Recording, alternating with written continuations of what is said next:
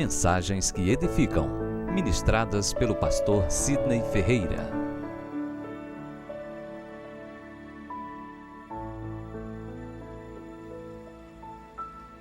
Convido a igreja a abrir a Bíblia em 2 Timóteo capítulo 4, versículo 5. Amém? Todos encontraram? Assim está escrito: Tu, porém, se sóbrio em todas as coisas, suporta as aflições, faz o trabalho de um evangelista, cumpre cabalmente o teu ministério. Amém? Podemos todos juntos ler essa versão da projeção em um só som, em uma voz uníssona. Tu, porém, se sóbrio em todas as coisas, suporta as aflições, faz o trabalho de um evangelista, cumpre cabalmente o teu ministério. Ok, essa é a palavra que o Senhor partilhou ao nosso coração para que pudéssemos assim compartilhar com a igreja, para vivermos esse momento de gratidão ao nosso Deus por tudo que realizou e por tudo que nós bem sabemos que Ele ainda há de realizar. Essas são as palavras finais do apóstolo Paulo ao jovem Timóteo. Provavelmente o jovem iria lhe suceder na sua missão, e é interessante para que venhamos ter certeza, se você está com a Bíblia aberta, que essas são as palavras finais. A partir dessa palavra ele começa a se despedir. Ele diz no versículo 6: Quanto a mim, estou sendo oferecido por libação, e o tempo da minha partida é chegado. Combati o bom combate, completei a carreira, guardei a fé. Já agora a coroa da justiça me está aguardada, a qual o Senhor, o reto juiz, me dará naquele dia, e não somente a mim, mas também a todos quantos amam a sua vinda. Então, palavras finais, últimas palavras, palavras de despedida do apóstolo Paulo a um jovem que seria o seu sucessor, ao jovem que é o seu discípulo muito amado. E ele diz, antes dessas despedidas: Tu, porém, se sóbrio em todas as coisas, suporta as aflições, faze o trabalho de um evangelista, cumpre cabalmente o teu ministério. Momento aqui, gente. Ok? Diogo, ok? Eu estou aguardando uma resposta ali do pessoal. Cumpre cabalmente o teu ministério.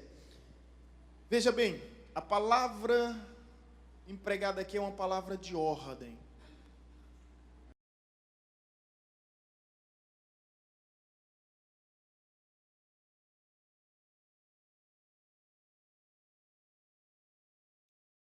E as palavras do apóstolo Paulo para Timóteo, como também essas são as palavras de Deus para mim, para você, que atravessa o tempo, que ultrapassa os séculos e continua firme, continua forte, causando o mesmo impacto. Tu, porém, cumpre o teu ministério. A verdade é que todos nós temos um ministério da parte de Deus. Recebemos o ministério da parte do nosso Senhor. E precisamos cumprir esse ministério. Agora, cumprir, realizar, concretizar, completar. Mas além de cumprir, existe essa expressão, cabalmente. Significa diligentemente. Ou seja, não basta simplesmente cumprir o ministério que Deus lhe concedeu. É necessário que haja diligência, é necessário que haja total excelência para a realização do chamado que o Senhor tem nos confiado. Os irmãos estão entendendo? A responsabilidade, por isso que essa reunião, ela é uma ceia ministerial, justamente para tratarmos sobre isso. Então, aqui nós encontramos algumas palavras-chave. Por exemplo, se perguntássemos: o que é necessário para cumprir cabalmente o ministério? Diante do chamado de Deus, todos nós queremos cumprir cabalmente, com toda diligência, com toda eficiência, com toda excelência. Mas de que forma nós podemos cumprir cabalmente esse ministério? A Bíblia vai nos ensinar através de 3 palavras-chave aí. Tentem descobrir que palavras são essas. Analise o texto com atenção. A resposta sempre vai estar no texto e no contexto. O próprio texto nos ensina. Nosso tema é: cumpre cabalmente o teu ministério.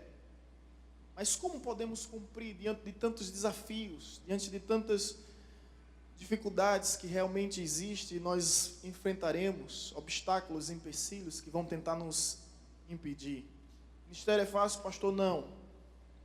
Quando eu estava indo em um período do seminário, não me recordo bem qual, mas eu vim para Paulo Afonso, estava retornando para Recife. Eu confesso aos irmãos que eu estava querendo desistir do chamado, desistir do ministério, e estava muito inquieto. Aí eu passei em frente ao exército lá de Garanhuns, de Garanhuns, e vi uma frase bem grande, que dizia o seguinte: a ordem não se discute, a ordem se cumpre. Sabe aquela palavra que você sabe que vem nocauteando a sua vida, que você sabe que ela encaixa em suas mãos como uma luva, não tem como fugir dela? Pronto, essa foi uma dessas. A ordem não se discute, a ordem se cumpre. Eu comecei a pensar e refletir sobre isso. Cumprir cabalmente o teu ministério não é um pedido meramente, é uma ordem. E ordem não se discute, ordem se cumpre. A missão existe para que venhamos cumprir, não para que venhamos discutir. Foi muito bom esse momento que eu tive com Deus, sabe por quê, irmãos? Eu cheguei à seguinte conclusão: que se eu quiser uma desculpa para não viver o ministério, eu vou encontrar em qualquer lugar, em qualquer pessoa. Vou repetir, talvez você não tenha entendido. Se eu quiser uma desculpa para não viver o ministério, eu vou encontrar em qualquer lugar e em qualquer pessoa. Eu não vou encontrar somente uma, não, vou encontrar várias. Mas se eu desejar cumprir a missão, só há uma razão, só há um motivo. O apóstolo Paulo, ele diz isso ao jovem Timóteo: é o bom combate, é completar a carreira, é guardar fé, é viver na esperança da glória, é a coroa da justiça. Amém, irmãos? O que é que ele diz? Combati o bom combate, completei a carreira, guardei a fé. Agora a coroa da justiça. Olha o que é que ele visa: a coroa da justiça. A coroa da justiça. É isso que eu espero. Não busco coroas das mãos dos homens, medalhas, troféus ou qualquer coisa semelhante ou parecida, mas a coroa da justiça que somente Deus pode nos dar, somente Deus pode nos confiar, é a coroa da justiça. Os irmãos estão aqui? Amém. Estão entendendo? Então é olhar para a coroa da justiça. É por isso que a gente prossegue, por causa da coroa da justiça que receberemos das mãos do nosso Senhor. Mas volto a ver o versículo novamente com os irmãos e convidando para refletir. Está aqui as palavras-chave. Está aqui as palavras-chave. O que é necessário para que venhamos cumprir cabalmente o ministério que Deus nos confiou? Vamos agora em frente. Deixa eu apresentar. Primeiro, tu porém ser. Depois, suportar. Muito bem. Depois, muito bem. E aqui nós vamos ver que ele entregou todo o segredo ao jovem Timóteo para que ele conseguisse um dia chegar no fim da sua vida e dizer: combati o bom combate, completei a carreira, guardei a fé. Eu acho que como cristão, esse é o meu maior sonho. É chegar a declarar com tamanha segurança e convicção: combati o bom combate, completei a carreira e guardei a fé. Amém? Então, em primeiro lugar, sobriedade. É necessário que haja sobriedade. O que é a definição de sobriedade? Nós colocamos ali, pessoa sensata, centrada, equilibrada. Uma pessoa lúcida, uma pessoa prudente, uma pessoa sábia. Texto auxiliar que existe. Desculpa aqui, viu, gente? Tava? Ok. Retomando as ideias. Uma pessoa lúcida, uma pessoa sábia, uma pessoa sensata, uma pessoa prudente. É isso que Deus espera de mim e de você. E se nós desejamos cumprir o ministério que Ele nos confiou, é necessário que haja sobriedade. Qual é o antônimo de sobriedade?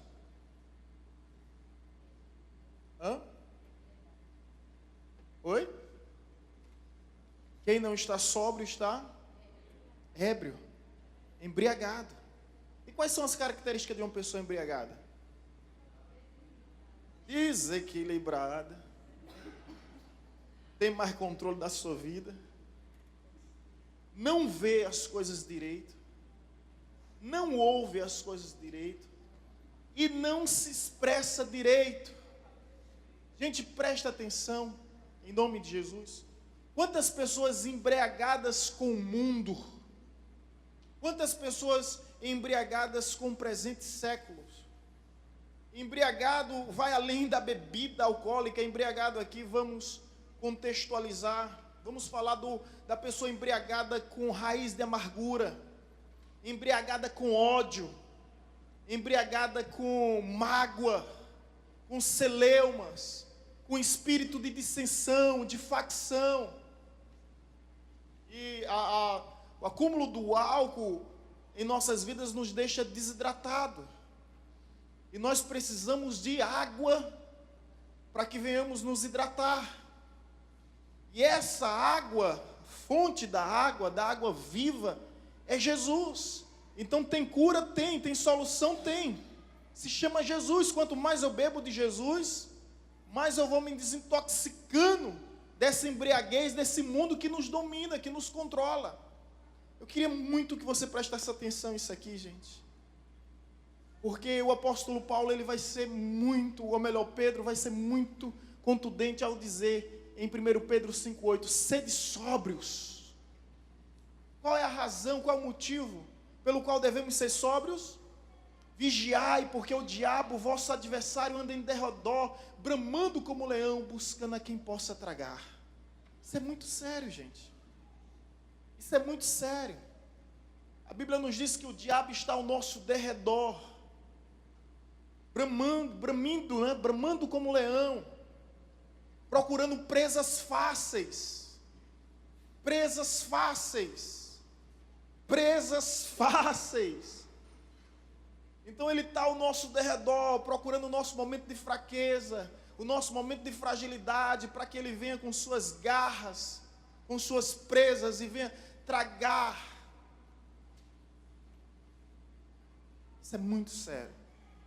E como nós podemos nos livrar das garras do leão? Como? Sedes sóbrios. Sede sóbrio. Voltando à questão da embriaguez, uma pessoa embriagada, ela não consegue ver as coisas direito. Ela vê tudo errado. Ela não tem discernimento espiritual. Ela vê o mal em tudo. Ela nos interpreta da pior forma que existe. Tudo que ela vê é obscuro, na ótica da maldade. Uma pessoa embriagada, e eu estou falando da embriaguez com o mundo do presente século, é aquela que não ouve direito, sabe? Ela não presta atenção nas coisas, ela distorce as coisas, ela distorce, inflama, torna-se uma criatura contenciosa. Aí de repente você vê, essa pessoa não está mais no rebanho de Deus. Por que não está mais no rebanho de Deus? Porque foi tragada.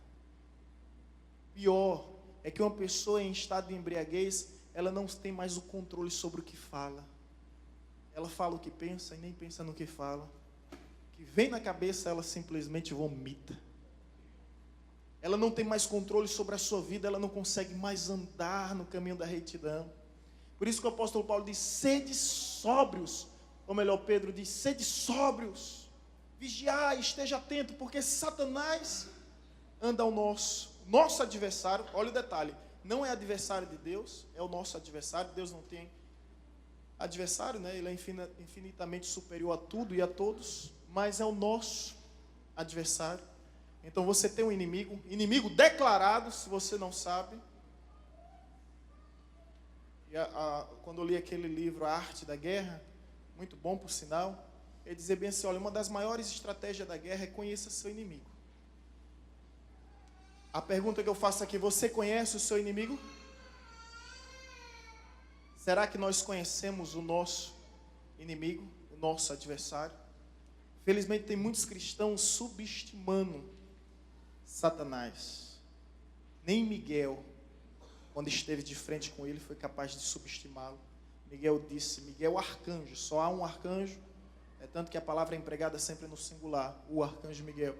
Disse que o Senhor te repreenda. Miguel não ousou repreender Satanás, porque conhecia o seu inimigo. Quem era perfeitamente o seu inimigo. Não é objetivo aqui falar sobre demonologia, mas analisou o currículo de Satanás no estado perfeito, pleno que era o céu. Ele causa um caos, um colapso de um terço dos anjos que caíram. E durante toda a sua história, reino e reis, governo e governadores, império e imperadores, ele destruiu. Não dá para brincar com Satanás. Por isso que a Bíblia diz, não deis lugar ao diabo. E a Bíblia vai dizer, sede sóbrio, vigiai, porque o diabo, vosso adversário, anda em derredor. Ontem eu atendi uma pessoa endemoniada aqui no gabinete. 3 dias sem dormir. 3 dias. Deram um medicamento a ela de derrubar elefante. Estava em pé. Aqueles olhares bem fixos mesmo, sabe? Uma família desesperada com um caso de possessão. Quando estava possesso, 3, 4 pessoas, não conseguia conter. Não brinca com o diabo. Fui ouvir a pessoa. Sabe o que ela me disse? É um crente desviado. Todo mundo que nasce com um demônio já perturbando, tá? Se você não sabia, não se assusta não. Quando se converte, esse demônio é amarrado pelo valente. Mas, se essa pessoa se desviar, a Bíblia diz que esse demônio volta e traz mais 7. E o último estado será pior do que o primeiro. Você já percebeu pessoas... A menina que teve aqui no Teleios, eu não lembro o nome dela, mas a Vanessa ficou ouvindo o testemunho dela, disse que o esposo dela não bebia. Se tornou pastor, se desviou e se tornou um alcoólatra praticamente. A legalidade no mundo espiritual que se abre. Sabe? Pode olhar quando uma pessoa tem tendência. Eu conheci uma pessoa que somente, não que eu esteja aqui subestimando ou desprezando a influência desse mal que há, só usava maconha. Se converteu, Jesus libertou, mas depois se desviou, usou maconha, cocaína, crack, foi para o tráfico, foi preso, passou por situações terríveis. Como o diabo, ele ciranda na vida de uma pessoa. João 10 diz que o inimigo veio para matar, roubar e destruir, né? Eu diria que também veio para envergonhar a pessoa. Então, irmão, sedes o quê? Sede sóbrio. Se você deseja cumprir cabalmente o teu ministério, esteja atento. Esteja atento, não seja embriagado com este mundo. Preste atenção no que você ouve. Preste atenção no que você fala. Preste atenção no que você vê. Preste atenção como você está andando, como você está se vestindo. Não dê lugar ao diabo. Seja sóbrio. Seja sensato, seja prudente, seja sábio. Nós não estamos brincando aqui. Esse mês, 2 pastores tiraram sua própria vida. 2 pastores tiraram sua própria vida. vieram me questionar sobre isso, perguntaram: pastor Sidney, por que padre não tira vida? Não tira a sua própria vida? Por que a gente não vê padre cometendo suicídio? Uma pergunta interessante, né?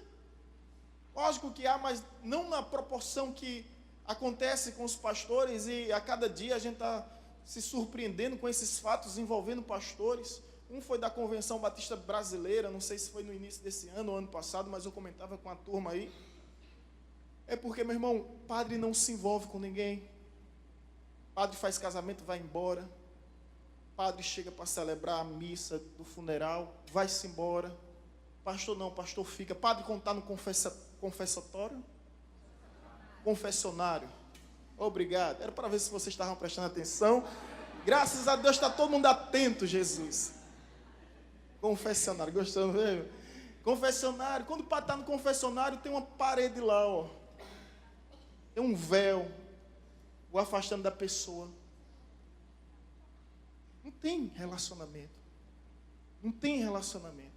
Diferente de pastor, que vive dramas, que vive dilemas, que vive lutas internas e externas, que vive aflições que vocês nem imaginam. Nem imagina, não tem a mínima noção do que é a aflição interna de um pastor. São os últimos dias. E eu creio que ninguém tem dúvida mais disso. Essa é a realidade, e daqui para frente vai piorar, meu irmão. Não vai melhorar, não.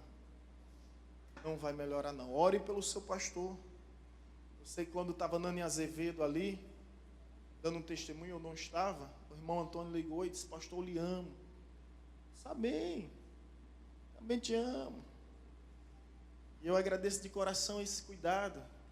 Eu ainda não sei o que Nani Azevedo falou lá, mas disse: olha, ore para o seu pastor, cuide do seu pastor, das lutas que o pastor tem. E eu peço aos irmãos que estejam sempre orando, e mais do que tudo, honrando, procurando andar na mesma visão, na mesma direção, sendo sóbrio, conforme diz o texto, porém ser sóbrio em quê? Em todas as coisas. Meu irmão, você quer honrar a Deus? Você tem que honrar seu líder. Você tem que honrar seus pais. Tem gente que não tem noção do que é isso, mas isso só se explica com fé. Você não vai ser dizimista e ofertante porque a Bíblia diz não. É porque você tem fé. É porque a voz do Espírito brada mais alto no teu coração do que a voz do medo, do que a voz da dúvida, do que a voz da incredulidade. Quando você honra seus líderes, é por causa de fé. Tudo se explica através da fé. E a Bíblia diz que aquilo que não procede de fé é o quê? É pecado. Tudo aquilo que não procede de fé torna-se pecado em nossas vidas. Então, tu, porém, ser sóbrio em todas as coisas. E eu queria, antes de passar para o próximo tópico, chamar a atenção com todo amor e com amor sobre essa realidade. Está vindo um novo ano, eu espero que no final do ano 2018 os irmãos estejam aqui firmes e fortes no Senhor. Mas a gente sabe que alguns dispersos, desatentos, que se embriagaram com o mundo, serão tragados pelo leão. E isso dói no meu coração. Isso dói. Satanás está lá ao nosso redor e ele não tem pressa, sabia? Está só observando a fraqueza para atacar. Eu estava com Vanessa, não lembro qual foi o zoológico, nós estávamos passeando, um barulho ensurdecedor de aves. Aracaju, não foi? Cantador. Até aconselho os irmãos a visitar. Barulho de aves, de repente o leão se desperta e começa a rugir. Quando ele começa a rugir, os animais começam a se estremecer e o silêncio paira. A Bíblia diz que o diabo não está como leão observando, não. Olha como a Bíblia diz. Anda ao nosso derredor bramando como leão. Ou seja, outra versão, rugindo como leão. Quando o leão começa a rugir, ele começa a intimidar, a afrontar, a insultar. É isso que o diabo está fazendo. E o que nos falta é sobriedade, discernimento, e que o Senhor desperte, porque eu já cheguei aonde eu poderia ir. A partir daqui, somente o Espírito Santo no seu coração. A partir daqui não adianta mais explicar, porque se não for o Espírito Santo lhe conscientizando dessa realidade, dessa verdade, eu vou falar, vou ser repetitivo, vou ser muito repetitivo. Então, esteja atento à sobriedade, cuidado com a embriaguez espiritual. Uma outra verdade que está lá no texto, alguém lembra, sem olhar para o texto? Tu ser sóbrio em todas as coisas. Depois o quê? Suporta. Suporta. Suporta, veja o que o texto nos diz, o texto inicial. Suporta as aflições. Amém? Ih, rapaz. Amém? Amém? Deus te chamou foi para suportar. Deus não te chamou simplesmente para superar, para criar, para construir, para conquistar. Deus te chamou para suportar.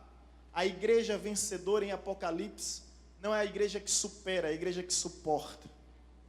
Homens de Deus não são homens que romanciam o evangelho como pétalas de rosa, mas são homens que suportam as aflições. Esses são homens de Deus. São homens blindados pelo sangue do Cordeiro de Deus, que suportam as aflições. O texto vai nos dizer aqui, o texto vai nos dizer em Tiago capítulo 1:12, bem-aventurado o homem que suporta a provação. Olha o que o texto nos diz aqui, feliz é o homem que suporta. A Bíblia não diz feliz o homem que não tem, porque essa aflição ela vem para te provar com o intuito de te aprovar e com o propósito de te promover. Amém? Todo homem que foi promovido por Deus, antes ele foi aprovado, e antes de ser aprovado ele foi provado. Então, se você está sendo provado, saiba que é para ser aprovado e para ser promovido. Pode parecer um clichê, um jargão bem redundante nas igrejas, mas não deixa de ser uma verdade. Esse chavão é verdadeiro. Deus prova para provar. Amém? Então, se Deus está te provando, meu querido, é porque Ele te quer aprovado. O carvalho fortalece as suas raízes diante da tempestade que sofre. Então, quanto maior a luta, mais forte você se torna. O ouro é purificado pelo fogo, a prata é refinada pelo fogo. Então, se você quer ser algo precioso diante de Deus, vai vir fogo aí, irmão. Gostou não? Vai vir fogo. Nós bem sabemos que o diamante nada mais é do que o carbono que suporta as altas temperaturas e em muitos anos ele se torna um diamante. Nós bem sabemos que uma borboleta é uma lagartinha que suporta o casulo. Que suporta o casulo. Então, se você quer ser algo para Deus, você tem que aprender a suportar.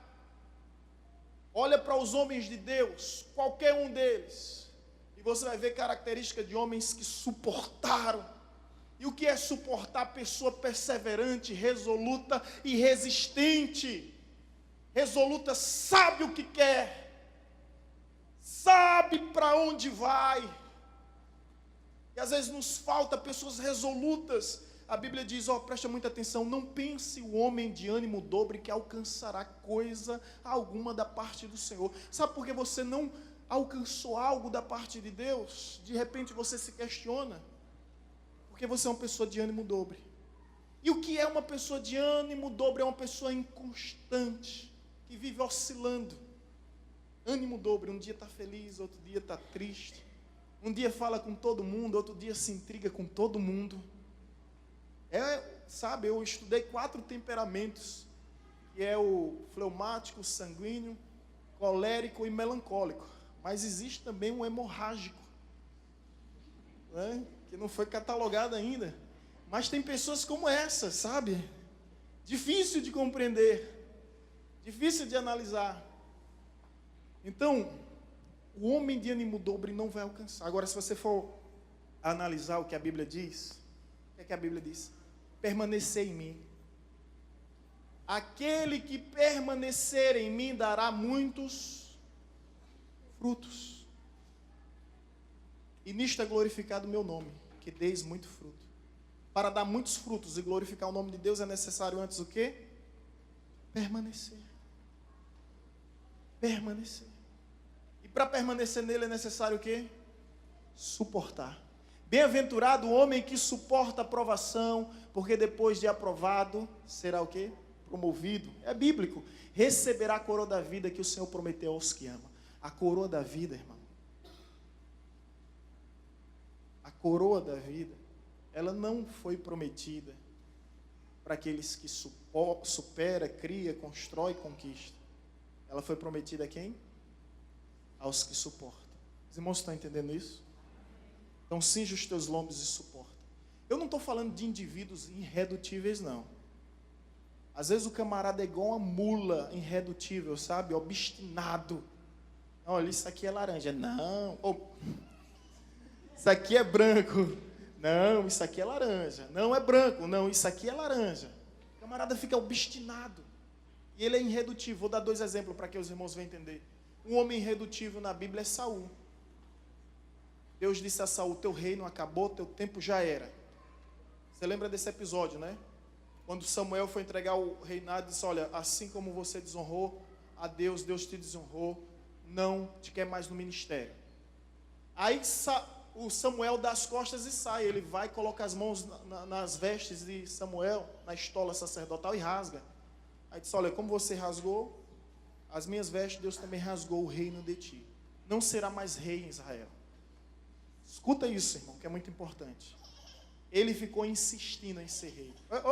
É interessante falar isso, que tem pessoas que pensam que tem cargo e títulos vitalícios. Não tem. Não existe.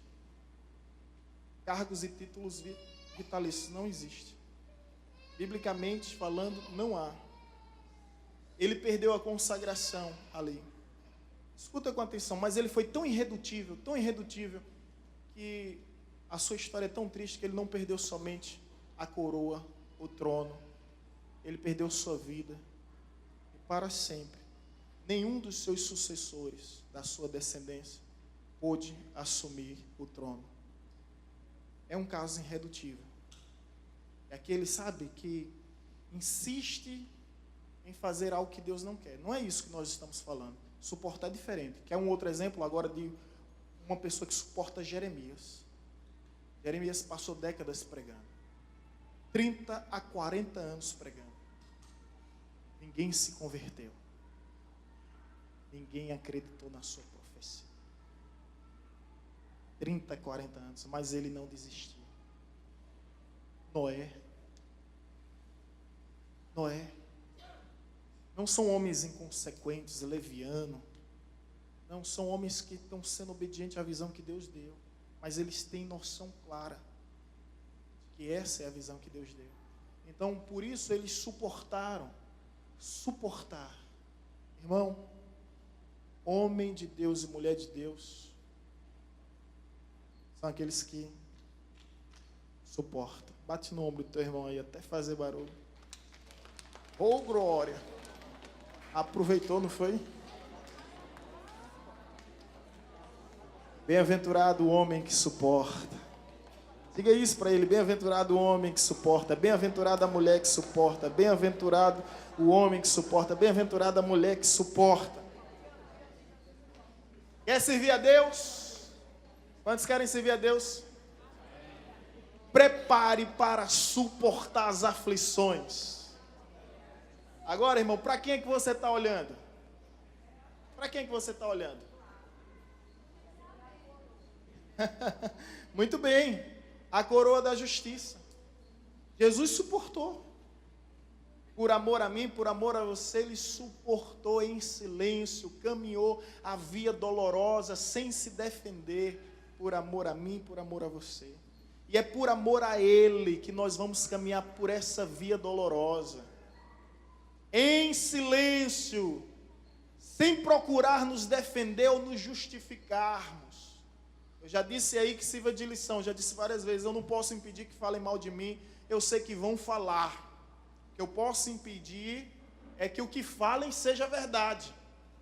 Então eu sou responsável pelo que vivo, cada um é responsável pelo que fala. E a Bíblia diz que todos nós prestaremos contas diante de Deus por causa da nossa língua frívola, de cada palavra frívola.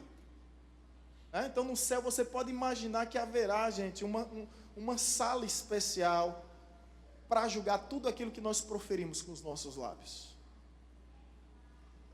A Bíblia é muito enfática quanto a isso. Todas as palavras frívolas prestará conta diante de Deus.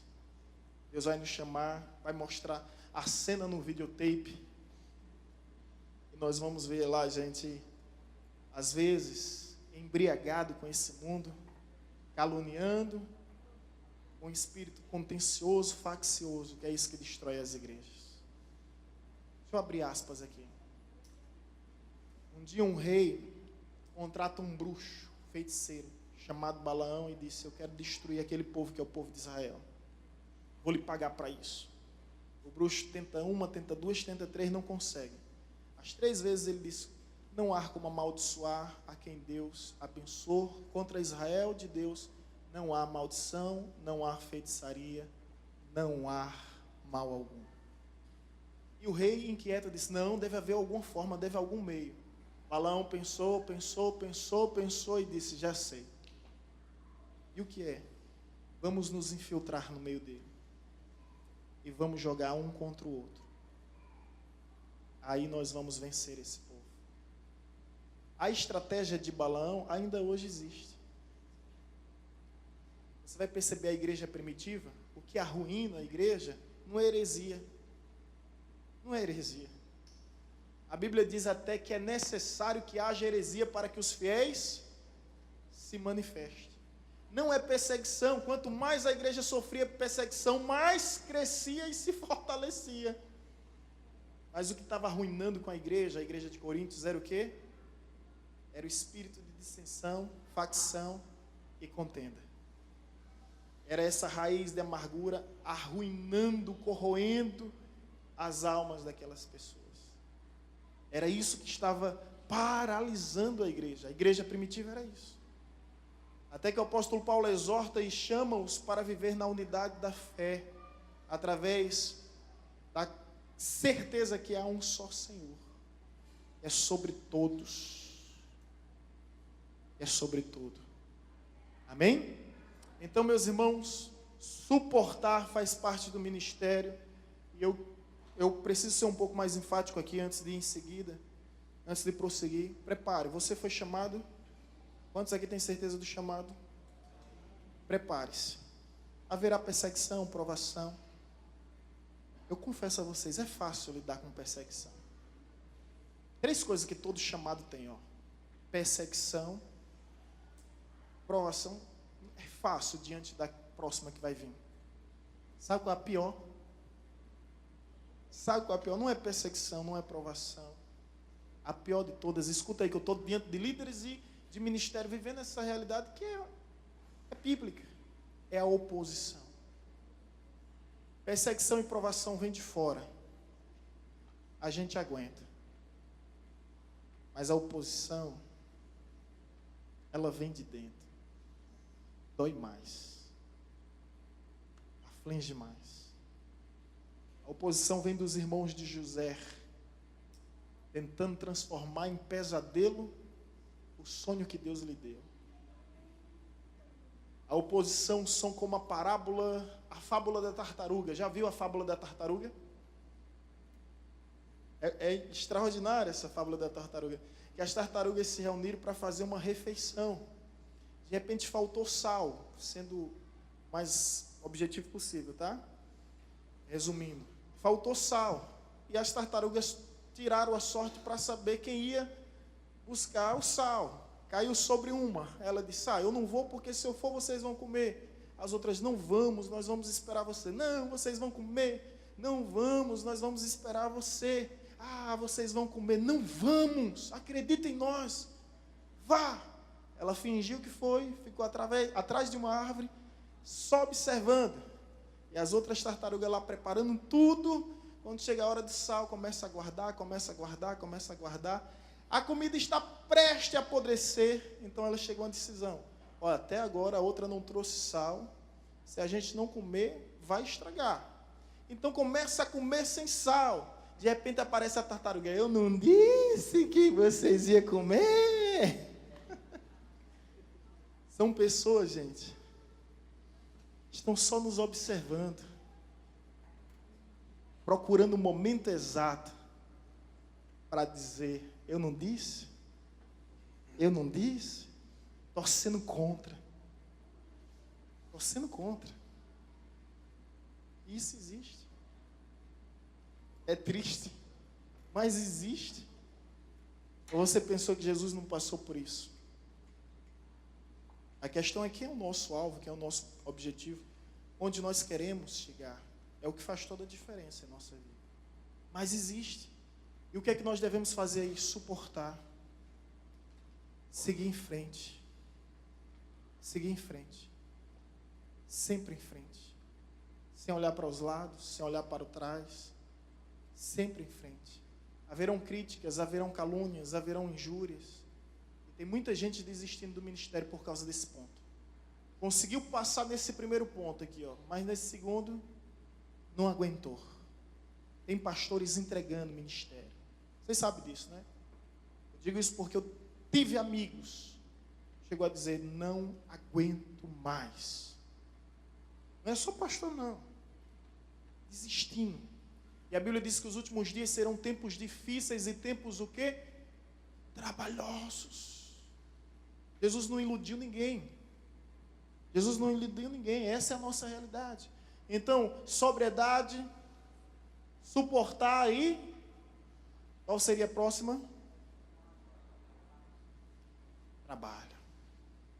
Muito bem. O que é trabalho? Definição, pessoa de ofício, vocação e empregada. Trabalho. Bom, na casa de Deus, quem não trabalha...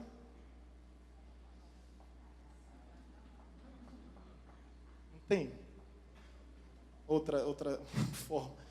No reino de Deus, quem não trabalha dá trabalho. É igual aquela formiguinha de folha. Conhece a formiguinha de folha?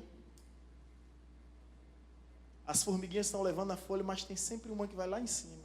Pode observar. Além de não ajudar, fica sendo um peso morto, né? O peso morto.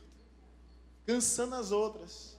Na casa de Deus, no reino de Deus, quem não trabalha dá trabalho. No reino, quem não se envolve, não se desenvolve. Você está envolvido com o quê? Se você não se envolver com algo, você não vai conseguir se desenvolver. Deus nos chamou para o trabalho. E deixa eu te dizer uma coisa, a maior recompensa do trabalho que nós recebemos de Deus quando fazemos realmente para Ele, não é o que dele recebemos, mas no que Ele nos transforma. Não sei se você consegue entender isso. Não é o que recebemos do trabalho, mas no que nos transformamos através desse trabalho que nós realizamos para Deus. Quer ver uma coisa? Há quanto tempo você está no ministério? Olhe para quando você começou. Deus dá armadura ao guerreiro. Escuta, se você é chamado de Deus, saiba que Deus dá armadura ao guerreiro.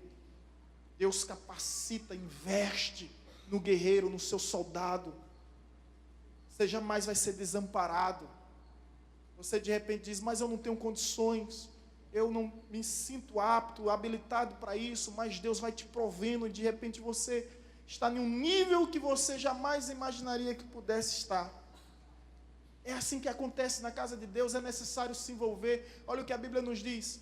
Portanto, meus amados irmãos, sedes firmes e constantes, sempre abundantes na obra do Senhor, sabendo que o vosso trabalho não é vão no Senhor. Eu gosto dessa expressão, vão no Senhor, porque de repente alguém não honra o seu trabalho, não honra o seu esforço, não honra o seu sacrifício, não honra o seu labor e sua labuta, mas seu trabalho jamais será em vão no Senhor. Deus vê tudo, irmão. Deus vê tudo. Deus te observa em todo tempo, conhece muito bem a motivação do nosso coração e sabe o que estamos fazendo e para quem nós estamos fazendo. Então, outra coisa que envolve aquele que deseja cumprir cabalmente o seu ministério é trabalho. Jesus não chamou somente para vir até Ele, é necessário também irmos por meio dele. Uma vida sentada no banco é muita comodidade. Eu digo a vocês, se eu não fosse pastor, vocês não iam me ver sentado no banco. Quando eu digo isso, é sem compromisso ministerial. Amém? Desculpa aqui, tá, gente? Fique à vontade aqui. Se você tem chamado, você sabe que o chamado arde no seu coração. É uma efervescência sobrenatural. É um ardor inexplicável. Você não consegue viver sem realizar o seu chamado, sem o ofício, sem a vocação, sem estar empregado. Caso contrário, você vai viver sobre a decepção da inutilidade. Nada pior do que uma vida improdutiva. Nada pior. Eu creio que não há satisfação maior e melhor do que o trabalho que nós desenvolvemos para Deus. Sabe por quê? Que a recompensa não é momentânea. Ela é eterna. A recompensa não é humana. Ela é divina. É para Deus que nós estamos fazendo. É um exemplo para você trabalhar. Olha para Jesus. O meu pai trabalha até agora. E eu também trabalharei. Ouvi uma história de um pastor. Não lembro onde foi que eu ouvi essa história. Alguns de vocês devem até se recordar. Já citei outra vez aqui.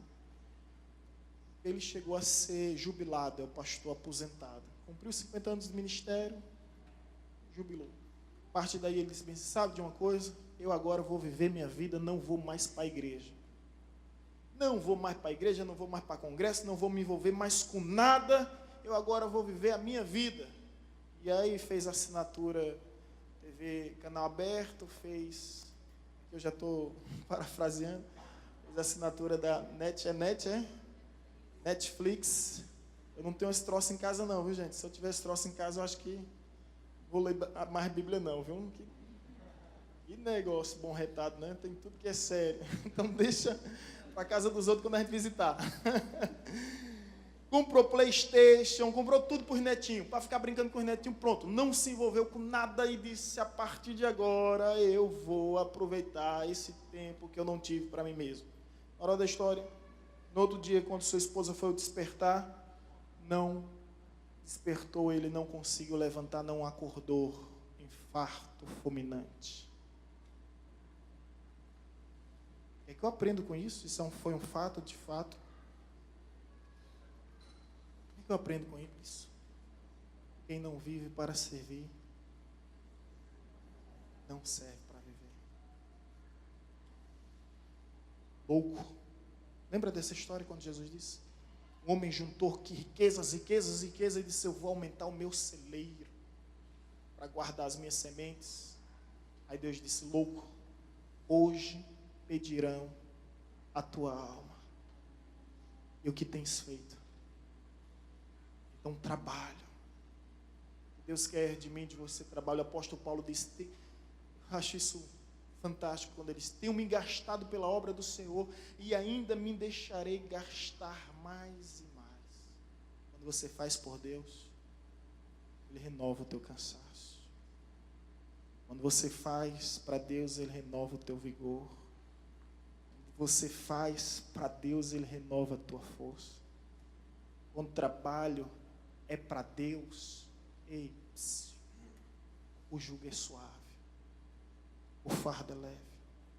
Eu coloquei isso como um termômetro na minha vida. Quando eu estou cansado, exausto, exaurido, fatigado, aí eu paro e digo, opa, eu estou fazendo para mim. Quando o cansaço vem nos atormentando, é porque nós fugimos do foco. Nós fugimos da realidade. Já não estamos mais no centro da vontade do Pai. Só isso aí é para mim. Lembra de Jonas?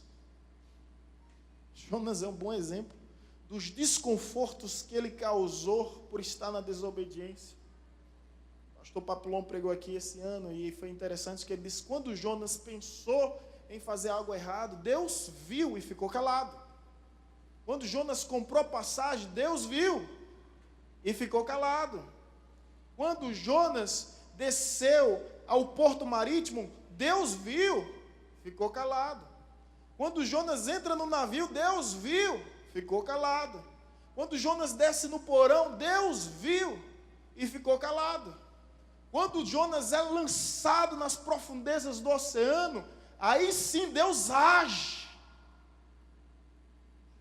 Deus age. Isso é incrível, preste um pouco de atenção aqui, em nome de Jesus. Não adianta tentar ajudar quem não quer ser ajudado. Deus só acende uma luz quando nós estamos no fundo do poço, no fundo do túnel. Caso contrário, a gente não vai perceber a luz que Deus está acendendo. A Vanessa fez um curso agora de primeiros socorros, né?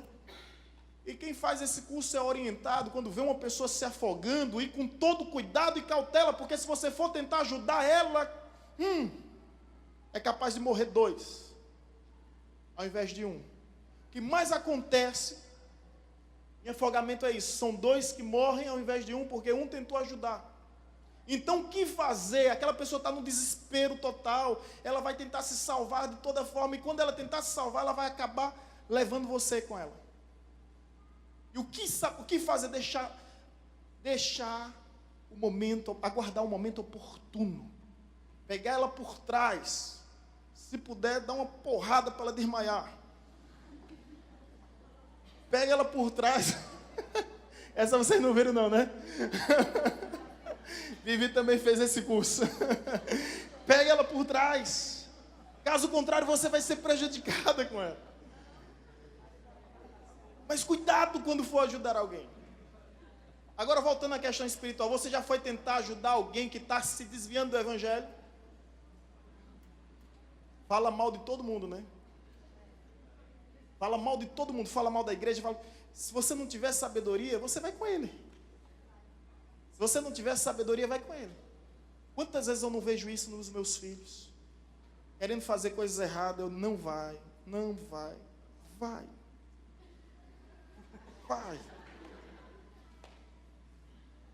Deus agindo com Jonas. Eu já tinha dito qual era a direção.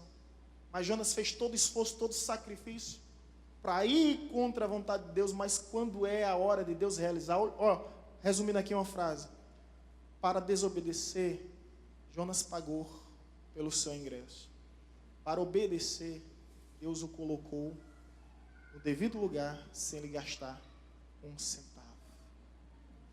Não há sacrifício, não há esforço, não há custo para aquele que está no centro da vontade de Deus. Amém? Os irmãos estão entendendo? Não é assim que nós agimos com os nossos filhos? A gente vê ele fazendo as coisas erradas, tenta orientar, mas tem momento que tem que deixar.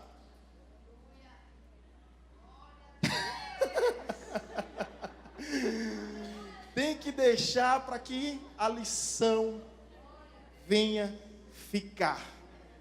Tem que deixar, irmão. Amém, amados? O vosso trabalho não é vão no Senhor. Agora, conclusão. Você tem chamado conselhos. Cuide do ministério. Colossenses 4,17. Cuida do ministério que recebeste no Senhor para o cumprires. Ei, você recebeu de quem o ministério? Do pastor? Não foi o pastor que te chamou? Não foi o pastor que te escolheu? O pastor tem uma direção de Deus para dizer: olha, vamos trabalhar aqui.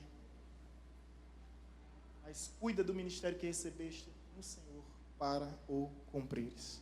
Cuidado. Esse cuidado é regar a planta, sabe?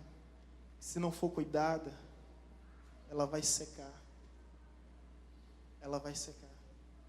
Aí é o ministério, é o trabalho de regar.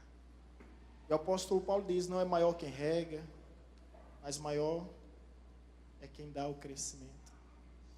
Segundo, letra B, preze pelo ministério, não dando nós nenhum motivo de escândalo em coisa alguma, para que o nosso ministério não seja o quê? Censurado. Sabe qual é o maior testemunho que a igreja pode dar para o mundo? O maior testemunho que a igreja pode dar para o mundo é não dar escândalo. Não promover escândalo. É fazer jus ao nome de cristão mesmo. Muitas pessoas hoje não entram na igreja por causa do testemunho de muitos que estão dentro da igreja. Essa é a verdade. Eu evangelizo, irmão, e eu ouço isso. Ah, não vou para a igreja por causa de fulano, de ciclano, de beltrano. É assim. Alguém já disse que a única Bíblia que o mundo lê é a nossa vida. O mundo não tem essa prática de ler a Bíblia, ele vai ver as nossas vidas. Por isso que a Bíblia diz, brilha a vossa luz diante de todos os homens, para que eles, ao verem as vossas obras, glorifiquem o Pai Celeste. Como é que o mundo vai glorificar o Pai Celeste? Através das nossas obras. Presta muita atenção aqui, para que o Evangelho não seja censurado. Uma das coisas que a igreja preza é testemunho cristão. São 3 critérios para entrar no ministério: compromisso com a obra, frequência nos cultos, testemunho cristão. Não tem nenhum dos 3, ou tem um dos 3, ou tem 2 dos 3, olha, Deus te abençoe, mas você não está apto para o ministério. Há casos específicos de quem está estudando, quem está trabalhando, quem está morando fora. Lógico, cada caso é um caso, precisa ser analisado com muita cautela. Mas se você não tem nenhum dos 3, olha, vai ser feliz de outro lugar, de outra forma. Mas não entra no ministério. Não entra no ministério porque você vai censurar o ministério. Sabe o que é que o apóstolo Paulo fala sobre isso? Isso é tão sério que eu não terei uma outra oportunidade tão boa quanto essa. Ele disse que os gentios, abra a Bíblia em Romanos, os gentios blasfemam o nome do Senhor por causa da nossa conduta. Romanos capítulo 2, versículo 24. Romanos capítulo 2, versículo 24. Irmãos, por gentileza, leia, marca, risca, sublinha aí na sua Bíblia. Romanos 2, 24. Os irmãos encontraram? Pois como está escrito, o nome de Deus é blasfemado entre os gentios por vossa... Quem são os gentios? Povo que não é judeu. No contexto espiritual, quem é gentio? Quem não é crente. E o que é que o texto está nos dizendo? Os descrentes blasfemam o nome de Deus por vossa causa. Você já viu? Eu acho que vocês ouvem isso também. Ali é crente nada, que tipo de crente é aquele? Pode analisar que quando tem uma crítica, para uma pessoa, vai logo dizendo, esse crentinho, isso é tipo de crente. É a nuvem de testemunha que existe contra nós, irmãos, nos observando dia e de noite. Eu já disse isso uma vez, torno a repetir, quando um espírita católico erra, não é citado sua religião. Mas quando o crente erra, está lá, Eduardo Cunha, evangélico, acusado de corrupção. Não fala que o cara é deputado, não fala nada, fala logo evangélico. É assim. E tem que ser assim. Afinal de contas, quem é o representante de Deus nessa terra? Quem são as testemunhas de Cristo? Quem Cristo chamou para serem suas testemunhas? Agora deixa eu te dizer uma coisa. Isso é importante. Primeira aula de teologia, eu pego a louça lá, o quadro em branco. Digo, o que é que vocês estão vendo? Todo mundo, um quadro em branco. Isso é para usar os novatos, Pega o pilotinho, bota um pontinho lá. E agora, o que é que vocês estão vendo? A maioria das pessoas, uma manchinha preta. Aí eu pergunto, o quadro deixou de ser branco? Todo mundo, não. E por que vocês só veem a mancha preta? É assim que as pessoas nos veem. A Bíblia nos diz em Romanos que os dons são irrevogáveis. Quem tem dom não perde dom. Você aprimora dom. Você pode diminuir a partir do momento que você não exerce. Mas deixa eu te dar um exemplo aqui. Posso chamar Kleber Lucas para louvar amanhã aqui, vai ser uma bênção. Vai ou não vai? Só que ele tem testemunho condizente. Poderia chamar Caio Fábio, que continua ainda com a mesma oratória e persuasão da década de 90, não é, missionário Milton? Mas o diabo não quer tirar teu dom, teu talento, porque são irrevogáveis. O que o diabo quer tirar de você é o seu testemunho. Se ele tirar o seu testemunho, você vai continuar pregando bonito, cantando lindo, tocando maravilhosamente bem, mas ninguém vai conseguir te ouvir. Você consegue entender como é sério isso? Ninguém vai conseguir te ouvir porque você perdeu aquilo que é mais precioso, que é o seu testemunho. A pregação ela só tem validade por causa do testemunho. Antes de ouvir um pregador, eu ouço a vida dele. Se houver incoerência entre o que ele fala e o que ele vive, logo não tem sentido a sua pregação. Temos que pregar o que vivemos e viver aquilo que nós pregamos. Por isso, está aqui muito escrito: preze pelo seu ministério, para que o seu ministério não seja o quê? Censurado. Censurado. Censurado. Cremos na graça, cremos na misericórdia, cremos no perdão e viveremos isso como povo de Deus. Mas, irmãos, é assim que a humanidade nos vê. Por isso que o apóstolo Paulo diz lá em 2 Coríntios capítulo 9, 27, esmurro o meu corpo e o levo à escravidão, para que, tendo pregado a outros, não venha eu mesmo ser envergonhado. Ou seja, que não venha ser motivo de vergonha para o evangelho. Cremos na graça, cremos na misericórdia, cremos na piedade, mas essa é a realidade. Essa é a realidade. Honre seu ministério. 1 Timóteo, capítulo 1, versículo 12. Dou graças àquele que me fortaleceu, a Cristo. Quem é que te fortalece? Jesus nosso Senhor, porque me julgou o quê? Pondo-me no seu ministério. Deus te escolheu para o ministério, não é porque você é mais bonito do que ninguém, não. Não é porque você é mais lindo, sabichão do que ninguém, não. Às vezes a gente quer se envaidecer de alguns predicados, adquirido ou conquistado, às vezes até herdado. Mas isso é insignificante. Quando Deus escolhe Davi, não é pela aparência externa, mas pelas virtudes internas. E Deus rejeita 7 antes de Davi e diz a Samuel: eu não vejo como o homem vê. O homem vê aparência e formosura, mas eu sondo o coração. Deus te chama com um propósito. Sabe o que é que Deus quer de mim, de você? De mim, de você? Fidelidade.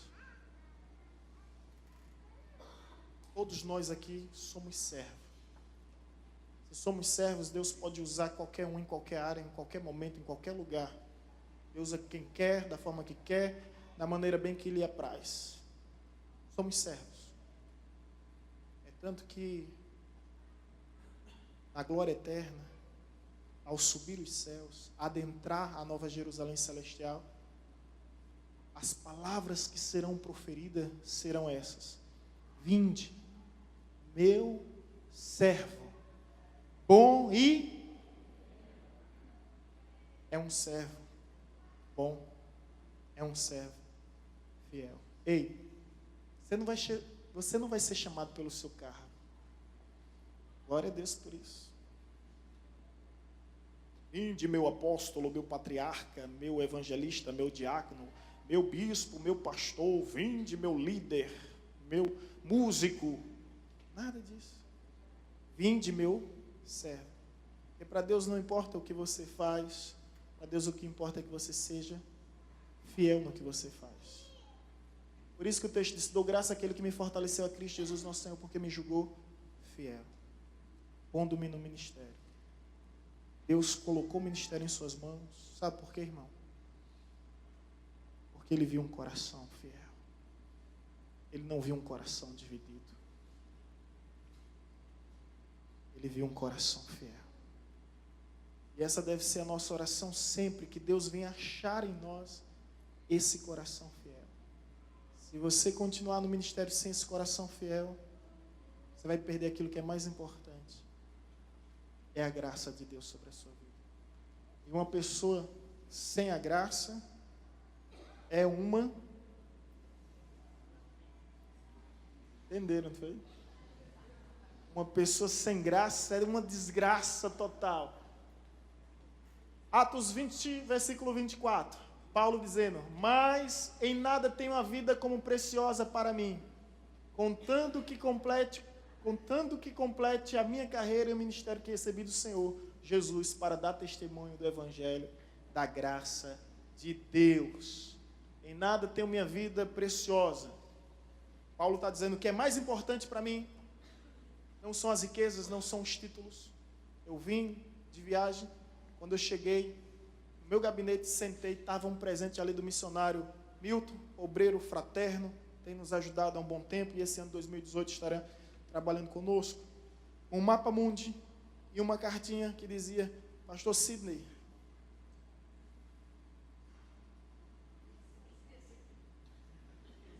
Pastor Sidney,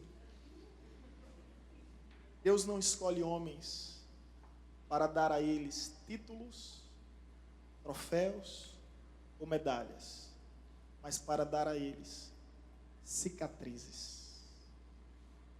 Ele não sabe disso. Ele não estava na hora, deixou aí com alguém botou lá. Chorei.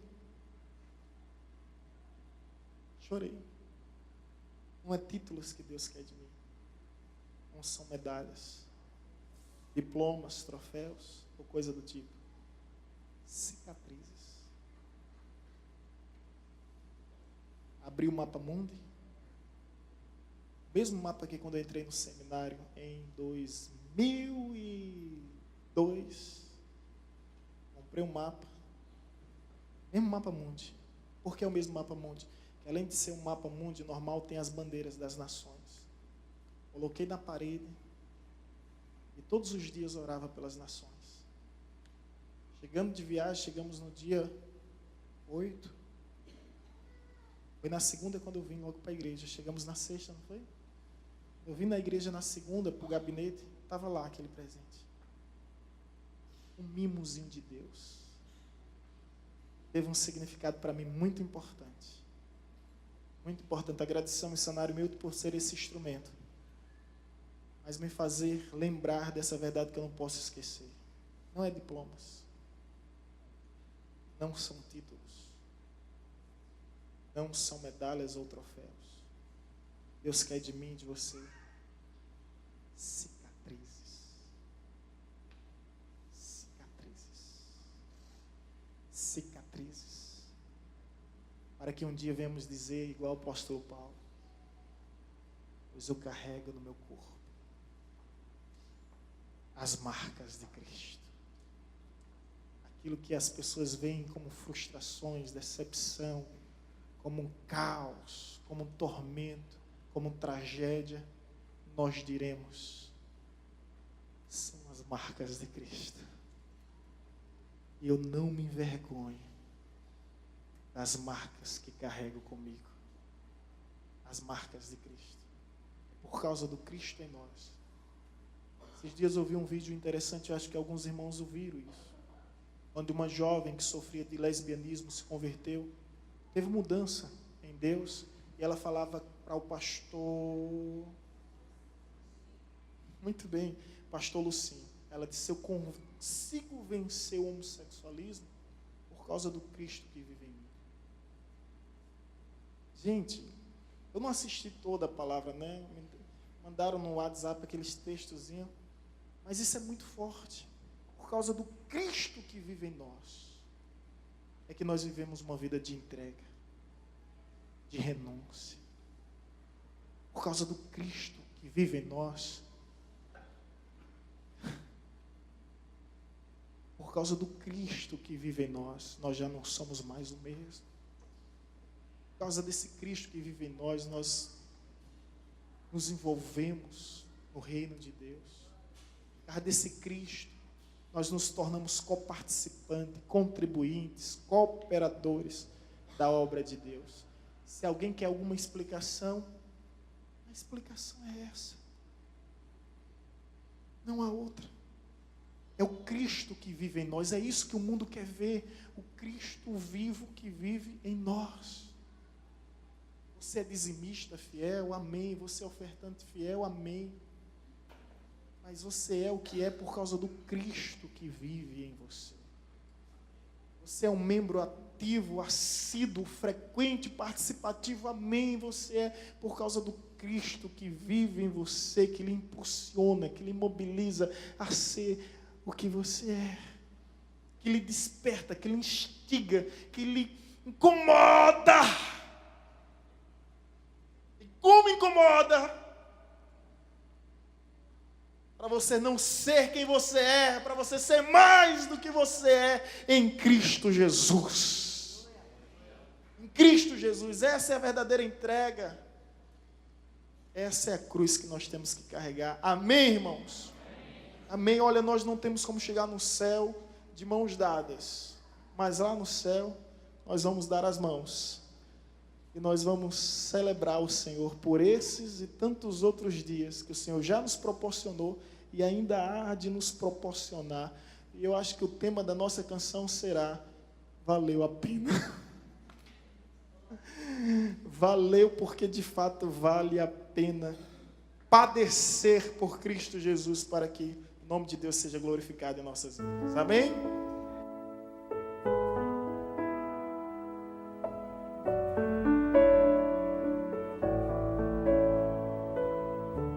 Você acabou de ouvir uma mensagem ministrada pelo pastor Sidney Ferreira, da Igreja Batista Evangelizadora.